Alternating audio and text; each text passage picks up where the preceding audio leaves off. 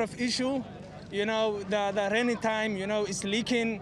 It's really, these things we have is better than nothing. So please, for all the countries, Europe or America, we ask them a better life. Basak Yavcan, who is an associate professor of political science at international relations at TOBB University of Economics and Technology. She joins us now live from Brussels. Welcome to the News Hour.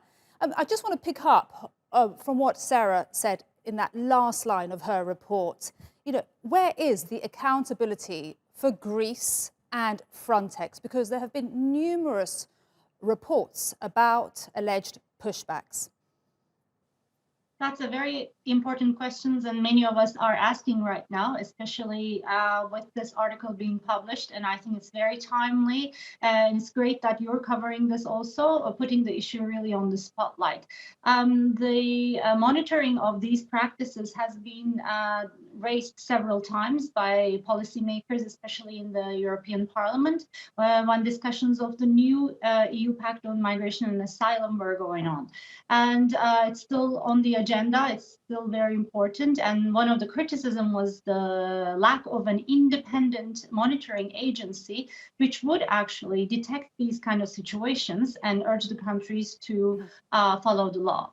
And currently, it is not on the agenda. Actually, to the contrary, one of the priorities of the new pact is to enhance collaborations with the third countries. And as also mentioned in this article, the Guardian article, these kind of collaborations with third countries like Libya lead to an outsourcing of border controls at sea, and make it easy for countries to blame it on other countries when these kind of pushbacks take place, and kind of transfer the burden of human rights. Absolutely, transfer the burden of human rights. It's incredible, especially in Libya. What is happening there. I just want to, just for clarity, is it a priority or not on the EU's new pact of asylum and migration to investigate what's happening with Frontex, their own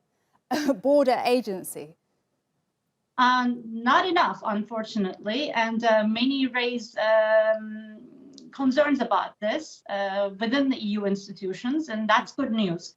But currently, the pact proposed by Asylum is criticized by not having enough to monitor and enforce these mechanisms. But Basak, again, sorry, I want to jump in because, we report on this so much, and even, our colleagues have seen this with their own eyes and ears. And you've also got Human Rights Watch, who launched their own independent investigation, and they said Frontex is turning a blind eye to Greece's border abuses, and an internal inquiry only exposed the tip of the iceberg. So these 20,000 that we're talking about might be, just the tip of the iceberg. There might be many more.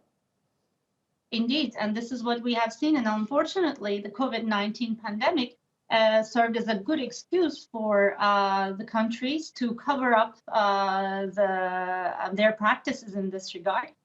But also come up with excuses. For instance, for months, Greece suspended asylum processes, did not take any new asylum applications because of COVID. Or Italy, as mentioned in this article, Italy said that used the pandemic as an excuse to declare that its ports were unsafe for disembarkation.